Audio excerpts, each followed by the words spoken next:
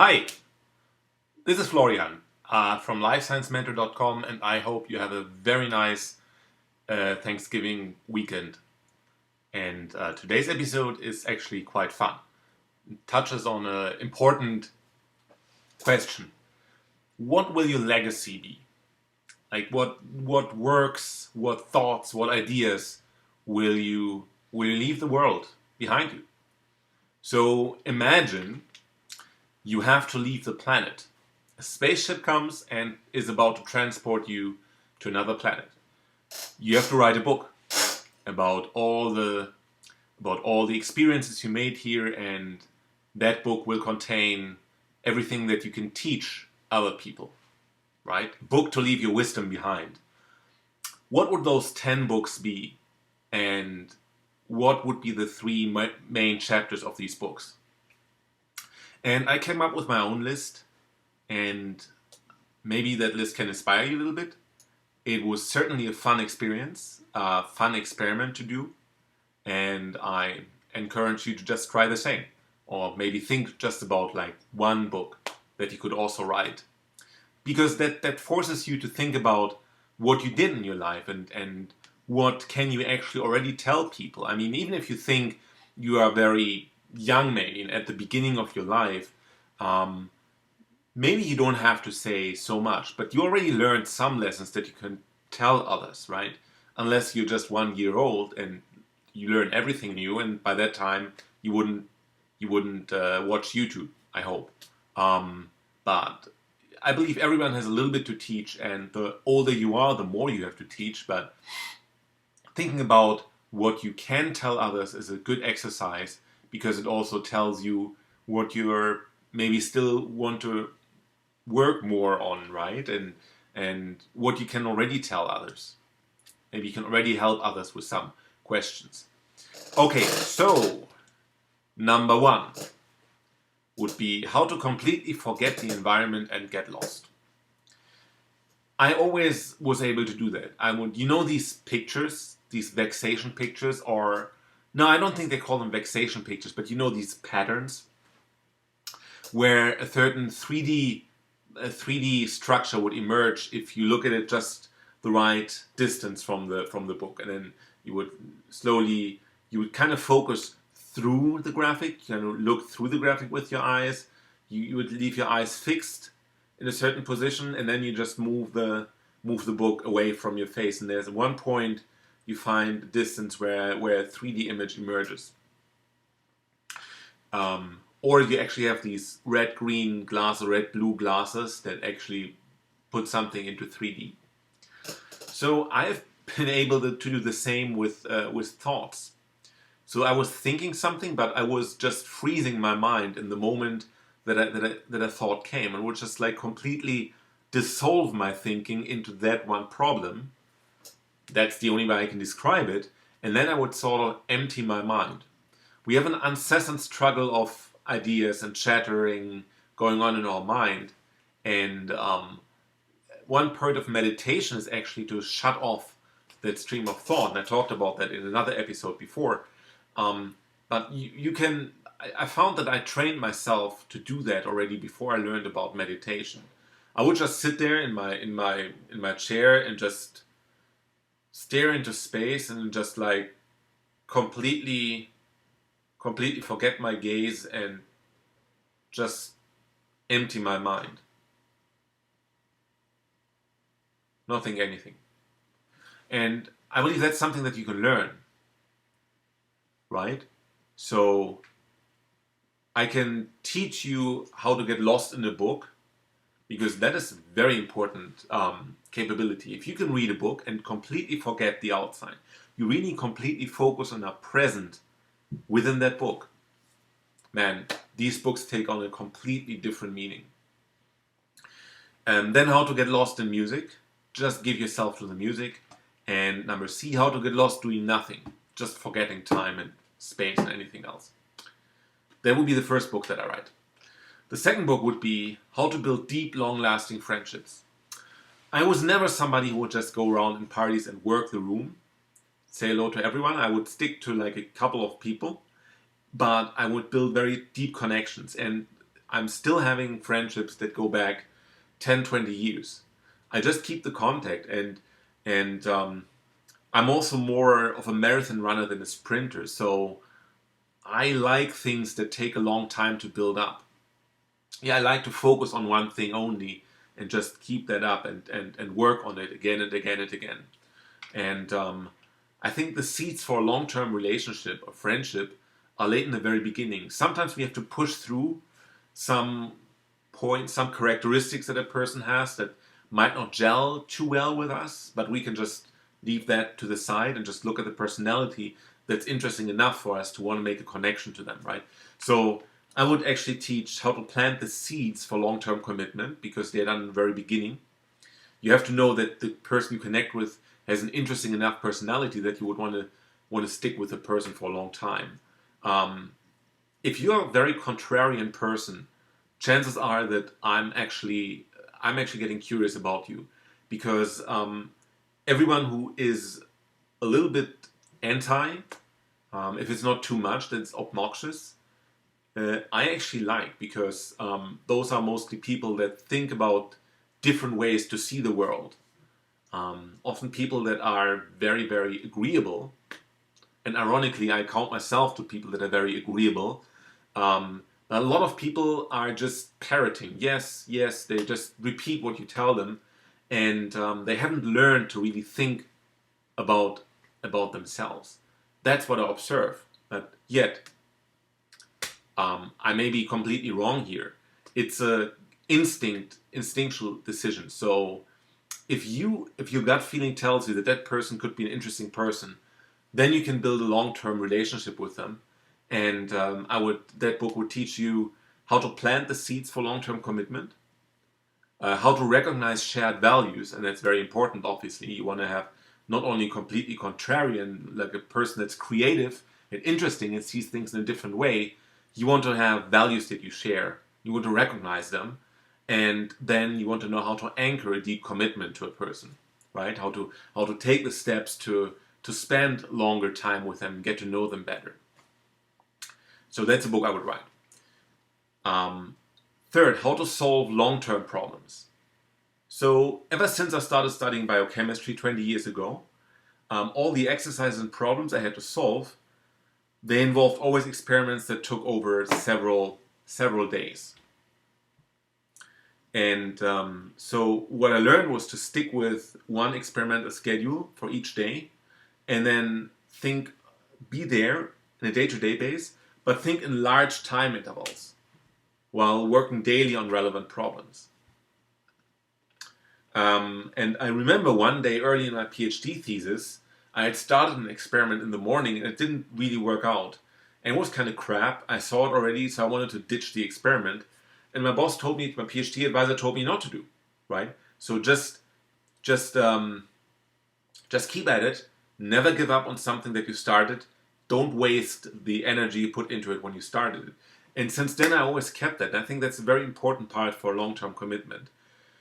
You don't need to stick something out when you change your strategy. You don't need to stick everything out to the bitter end. But you want to make sure that what you started one day at least, that you finish that in the evening, that you don't waste any start. So finish what you did and then leave it, right? Don't leave just midstream, right? Always make sure that you finish one project if you leave your job, for example, right? That's one thing. Number 4, how to never give up, right? So when things go sideways, when the environment is not conducive anymore to your goals, are you just going with the environment? I believe that's the wrong strategy. I believe you should really focus on what you can control and always keep on doing that. And then the environment can throw whatever curveball it wants at you, right? But you just keep on doing your thing and you adapt to changing circumstances and environment, yes. But you don't let headwinds throw you off topic. So how to never give up is how to get back up after you failed, how to keep going on even if the headwinds are strong, and how to believe in yourself and focus on the areas you can control. Number 5, how to declutter your mind and life. So that's something I learned recently, to just get rid of unnecessary stuff that you don't need, and live a more minimalistic life. So for the first chapter would be about stuff. What is and what is not important for us or for you, right? Then B, the daily shot in the foot. Are your habits misdirecting you? Yeah, that can very well be that you, for example, if you never learn to control your state, your emotional state, then you're more apt to do impulse buy, right? Or maybe you speak to people, and on your way, like every afternoon you speak to people, and on your way, you always pass a donut shop, and then you always get a donut.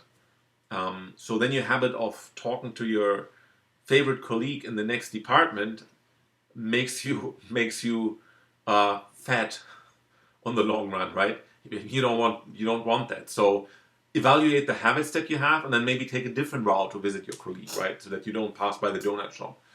I know when I was in Princeton, there was always one donut shop, one cafeteria I couldn't just pass up.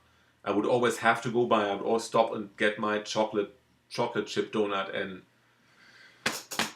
on the long run, that was not good for my stomach. So I abandoned that habit after a while. But those are the habits that are just holding you down as well, right? So if you want to declutter your life, you've got to get rid of those habits as well. And C, the third chapter on that book would be evaluate what is really most important. What are your values? What are your beliefs? And stick to those in your life, right? So then most of the other stuff, you don't need any support stuff. And you don't need any supporting circumferent habits to buttress your important beliefs and values. Number 6, stand up, the audacious guide to getting up and speaking. So when I started in science, I was very timid, and I didn't like to speak up, even though I had a question. I thought, well, I'm just a beginner here, just started my PhD thesis, and I can't. All the professors are saying something, the older postdocs. Nah, I mean, my opinion is not worthy. And over time, I learned that yes, my opinion is worthy, and I learned to dare to speak up. And what made this easy for me, relatively easy, was that I played in an orchestra when I was younger, since I was 15 years old. So I learned to be on stage with a small group of instrumentalists, with a large orchestra, and so I grew into being on stage, and it didn't seem to be foreign to me. So the book that I would write would have these topics included, and would have the most prominent chapters would be A, standing up for others if they have been treated wrong, because that's important as well. Others can sometimes not raise their voice to be heard, so you got to do it for them. Sometimes people are too shy, but they still want to say something, but they don't dare saying anything. You got to say something for them. Then speaking up in public, in small groups, large groups, and also social media. You know, people, myself included, sometimes thinks that you can't Twitter one thought that you had, or can't write something on Facebook because you might offend some people, right? That's no way to go. I mean, you have to learn to still say your opinion on social media, and you can learn to do it in a way that is respectful still, or you can learn to do it in a way that you don't give a crap. It just depends on how you want to grow your social media account and how you want to be known amongst your peers. But you have to learn to somehow manage speaking up in social media, because we are becoming a more and more intertwined and connected world. And I believe soon, like, majority of people will have their own internet presence in the form of a blog or Facebook account. Most people have a Facebook account already, right? So you need to learn how to speak up there, because you may not have an actual public forum, but on the internet you already have one. And while you may decide to just ditch social networks, internets altogether, I just said internet altogether, it may actually be something beneficial that you want to keep. I mean, it's maybe something that helps you with your business, or it may be something that helps you reconnect with old friends. So you might as well just learn how to use it properly. And that means daring to speak up in public, in large groups, small groups, and social media. And then C, navigating headwinds. Loving your haters and destroying your bullies and hackers. If you have any person who is angry at you or spouts nonsense about you, don't react in kind. Just take them as a nice opportunity to promote your own brand, right? Learn how to make them, learn how to embrace what they say. Maybe there's some truth to what they say, and destroy the ones that are just wanting to do you harm. That will all be part of that book. Number 7, the talk of your life, the art of public speaking. Very similar to number 6, but now I'm not talking about standing up and giving a comment in public. Now I'm talking about giving a presentation. It's not about debating in public, it's about presenting some topic. And public speaking is the same. Also, I liked it after a certain time. When I played cello long enough, I always imagined myself being on stage. So I would practice at home, cello, and then I would close the curtains. And I would open the curtains and I start playing. The curtains were in front of my window. So probably nobody, apart from some birds, was seeing me playing. But however, I always imagined myself on stage, and that helped me develop I believe, a good way to speak publicly. And so the book would have the chapters how to prepare the talk, how to connect with your audience. For example, don't just have blank stares into the audience. Look at 2, 3, 4 people in the front rows to have frequent eye contact with, right? Learn where the camera is. Like, for example, I'm trying to speak to you, make eye contact to you right now. I believe this is it, but I can't always be. So see, there's the camera. Maybe this. I believe this is doing eye contact with you because I'm looking directly into the camera. So that's important. And there's a barrier as well, right? You speak publicly and then look people in the eye directly. That can be challenging, even though, as one of my advisors said recently, was the person who gives the public presentation is the number one alpha person in the room. You dictate the agenda in those minutes you're up on stage. So you basically have to learn to wield your power wisely. That's what public speaking is all about. And yeah, so how to prepare the talk, how to connect with your audience, and how to silence tics. Here, what do you say? Here, how do you call them? Brain farts, right? So how to eliminate these brain farts and distracting habits. And how to also speak louder. How to not speak like a mouse behind you don't really, and you talk down, nobody really notices it. No, speak up, learn to breathe properly. That's something I'm still learning, but speak up so that people can hear you. A lot of it has to do with your mindset. Then, beauty in small things, the guide to being grateful. So this is something I've practiced within the last years. You don't need to venture out in the wild and enjoy big things, right? You can also see the beauty in small things, like a flower on the wayside. And there's a book by one of Van Halen's lead guitarists. What's his name? David Lee Roth. He wrote a book, Crazy from the Heart, that I reviewed in another part of my blog. And he basically has several chapters about funny occurrences and noteworthy occurrences in his life. And there's one chapter where he talks about seeing that small flower that just breaks through the asphalt. And so what immense amount of force this flower must wield to get through solid concrete. But it manages, right? And that's one small thing, very beautiful, that you can be thankful for and grateful for. So, because this complete flower is initially contained in one seed, right? The whole flower unfolds from this one seed. Same way that we develop from one cell, right? Isn't that a miracle in itself? There's one cell, and the cell divides. How come we're not just a ball of cells, but just we have limbs, hands, we have a head with a brain, hopefully. We have blood, bones, muscle. All these different teeth, all these different tissues, they develop from one single cell. A miracle.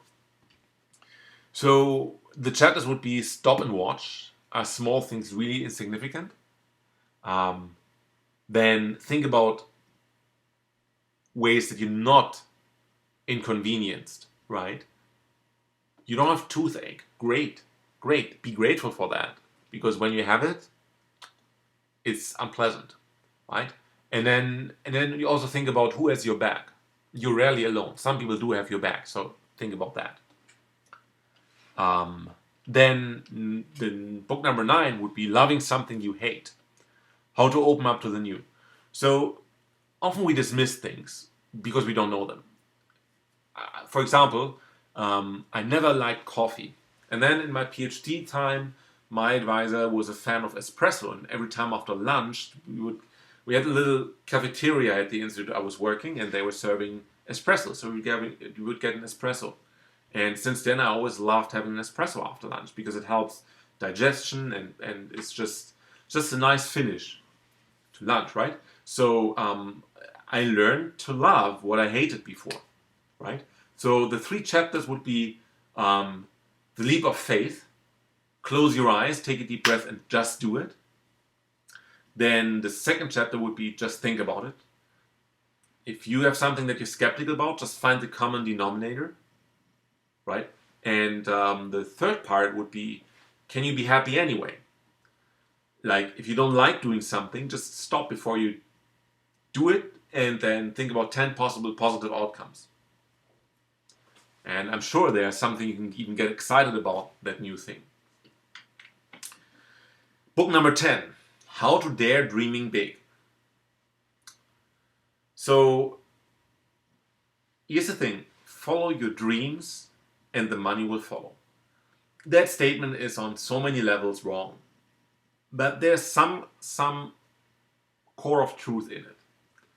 So it doesn't mean that you just follow whatever you imagine and then everything will work out. No. If you want to make money, very concretely, you have to produce. You have a product that has a need connected to it, right? You have to develop something that people want, and that something might not be your favorite thing, right? If it is, great, but if it's not, you have to find a way to still like it.